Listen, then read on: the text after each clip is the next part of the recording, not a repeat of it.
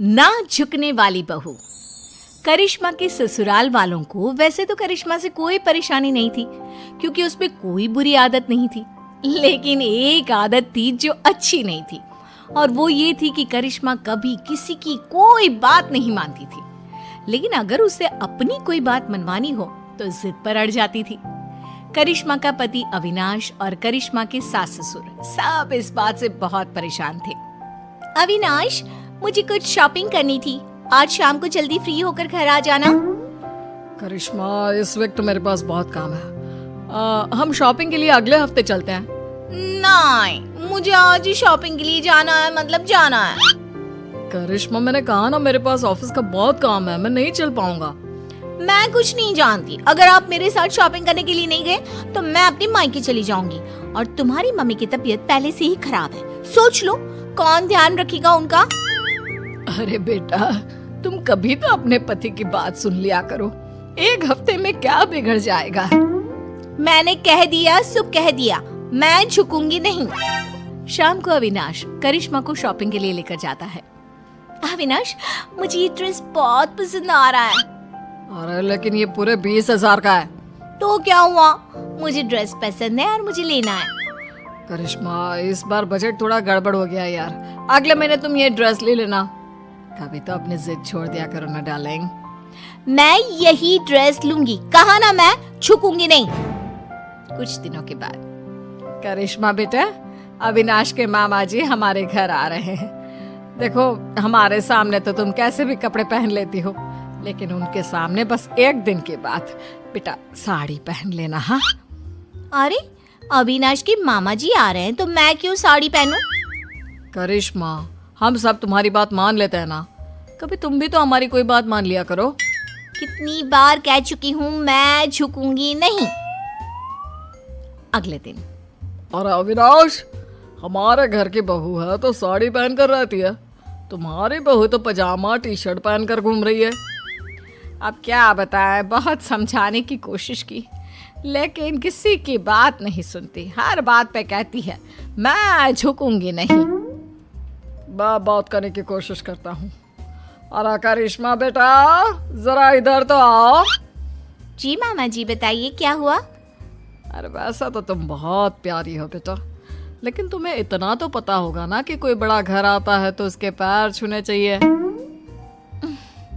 देखिए मामा जी, मैं किसी के आगे झुकती नहीं, दिल से सबकी रिस्पेक्ट करती हूँ। मैं झुकूंगी तो बिल्कुल भी नहीं। सुन लिया आपने मामा जी, समझा समझा कर थक गए हम, किसी की नहीं सुनती। कुछ दिनों के बाद, मम्मी जी, आज मेरी सहेली ने मुझे किसी जरूरी काम से बुलाया था, तो आज अविनाश के लिए खाना आप बना देना। ठीक है बेटा, कोई बात नहीं, मैं बना दूंगी खाना। तुम आराम से अपनी सहेली से मिलकर आ जाओ, कोई बात नहीं, जो भी काम है करके आओ, ठीक है? थैंक यू मम्मी जी। अरे मम्मी, करिश्मा आपकी कोई बात नहीं सुनती, और आपने कितनी आसानी से उसकी बात मान ली। इस घर में सब उसकी बात मानते हैं, लेकिन वो किसी की बात नहीं सुनती। बात तो तुम्हारी ठीक है बेटा, लेकिन हम कर भी क्या सकते हैं। जब भी उसे समझाते हैं बस एक ही बात कहती है, मैं झुकूंगी नहीं। तो मम्मी, आपको भी उससे कहना चाहिए था ना, घर का खाना बना कर जाए। आपको भी उसकी बात नहीं सुननी चाहिए थी। अरे बेटा, बहू है वो मेरी, अब क्या मैं उसके बराबरी करूंगी? और तुम्हारे लिए ही तो खाना बनाना था। अरे कोई बात नहीं बेटा। कुछ महीनों के बाद, बहू, अविनाश का प्रमोशन होने वाला है ना, पंडित जी ने कुछ कहा था मुझसे। क्या कहा था मम्मी जी? और पंडित जी कह रहे थे कि अविनाश की पत्नी 4 सोमवार का व्रत रखे, इस बार उसका प्रमोशन पक्का है। लेकिन मम्मी जी, मुझसे तो भूखा रहा ही नहीं जाता, मैं कैसे व्रत करूंगी? अरे बेटा, तू फल खा लेना, दूध पी लेना, बस एक टाइम का व्रत रख, अविनाश की तरक्की के लिए। लेकिन मम्मी जी, आप भी तो व्रत रख सकती है ना, वो आपका भी तो बेटा है। अरे समझने की कोशिश करो बहू, पंडित जी ने तुम्हें ही व्रत रखने के लिए कहा है, वरना मैं तो कब का कर लेती। नहीं मम्मी जी, मैं आपकी बात मानने को तैयार नहीं हूँ। अरे बेटा, कभी कोई बात सुन भी लिया करो, तुम तो कोई बात नहीं मानती मेरी। मम्मी जी, मैंने कह दिया ना कि मैं व्रत नहीं करूंगी तो नहीं करूंगी। कह तो चुकी हूँ कई बार कि मैं झुकूंगी नहीं। करिश्मा अपने परिवार में किसी की कोई बात नहीं सुनती। वो किसी की बात सुनकर उसे मानने के लिए तैयार ही नहीं होती। कुछ दिनों के बाद करिश्मा अपने पति अविनाश के साथ घूमने जाने का प्लान बनाती है। मम्मी जी, मैं और अविनाश 2 दिन के लिए बाहर घूमने जा रहे हैं। आपको कोई ऐतराज तो नहीं है ना? अरे नहीं नहीं बेटा, मुझे क्या परेशानी होगी, आराम से घूम कर आओ। वैसे कब निकलने वाले हो? मम्मी, मैं तो करिश्मा से कह रहा था कि सुबह के वक्त निकलते हैं ताकि शाम होते होते पहुंच जाए। नहीं, मुझे रात को ट्रैवल करने में बहुत मजा आता है और अब तो हम रात को ही जाएंगे। लेकिन बेटा, खुद की गाड़ी से रात के वक्त ट्रैवल करना खतरनाक हो सकता है। क्या फायदा, दिन में चली जाओ। वही तो मैं कह रहा हूँ मम्मी, लेकिन ये सुनती ही नहीं। मैंने कहा ना, मुझे सिर्फ रात में ही ट्रैवल करना है और गाड़ी भी तुम ही चलाओगे। बेटा, इस बार तो तुम्हें यह बात माननी ही होगी। ये तुम्हारी सुरक्षा का सवाल है। मैंने कह दिया ना, हम रात में ही जाएंगे और मैं इस बात के लिए झुकूंगी नहीं। करिश्मा की जिद के आगे अविनाश की एक नहीं चलती और वो दोनों रात को गाड़ी लेकर शहर से बाहर जाने के लिए निकलते हैं। रास्ते में अविनाश की गाड़ी खराब हो जाती है। तभी वहां पर 4-5 गुंडे पहुंच जाते हैं। इतनी रात को बेबी को लेकर कहाँ टहलने निकले हैं भाई साहब? अरे जरा वक्त का तो ख्याल किया होता। इतनी रात को अपनी बीवी को घुमाने चले हो? देखो, हम शरीफ लोग हैं, हमें जाने दीजिए। लेकिन हम तो शरीफ लोग नहीं है ना। अपनी मैडम से बोलो अपने गले का हार और ये सोने की चूड़ियां चुपचाप उतार कर दे दे। मैं तुम्हें कुछ नहीं देने वाली, जाओ यहाँ से। आए बड़ी चूड़ियां लेने वाले। अपने पति को जिंदा देखना चाहती हो तो चुपचाप ये चूड़ियां और हार उतार कर दे दो, वरना ये आज बचेगा नहीं। करिश्मा, अगर तुम्हें मेरी और अपनी जान प्यारी है तो अपने गहने उतार कर प्लीज इन गुंडों को दे दो। ए गुंडा किसको बुला रहे हैं? हाँ, सॉरी भाई साहब, गलती हो गई। मेरा मतलब करिश्मा, अपने गहने उतार कर इन भाई साहब को दे दो।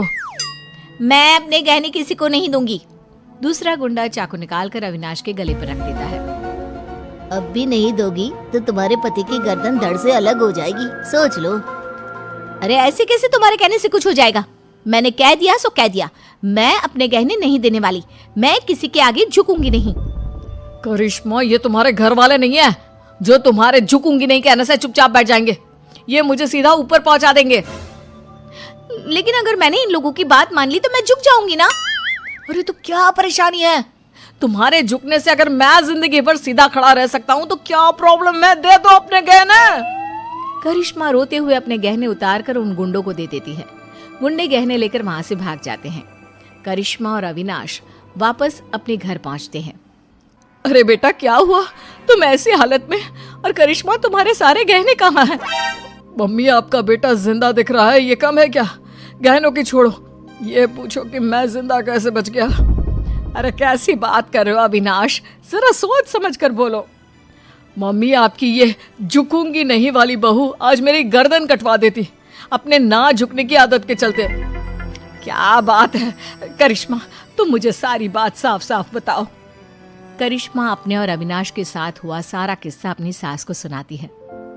बहू, घर में तो तुम हमारी कोई बात मानती नहीं, सुनती नहीं, लेकिन तुमने गुंडों के सामने भी अपनी जिद चलाई। कमाल कर दिया भाई। तो क्या करती मम्मी जी, वो मेरे गहने छीन रहे थे ना। और गहने नहीं देती तो वो तुम्हारा पति छीन लेते, उसका क्या? लेकिन मैं उनकी बात कैसे मान लेती? मैं कैसे झुक जाती? अब भी तो झुकना पड़ा ना, क्योंकि उन लोगों ने तुम्हारे साथ जबरदस्ती की।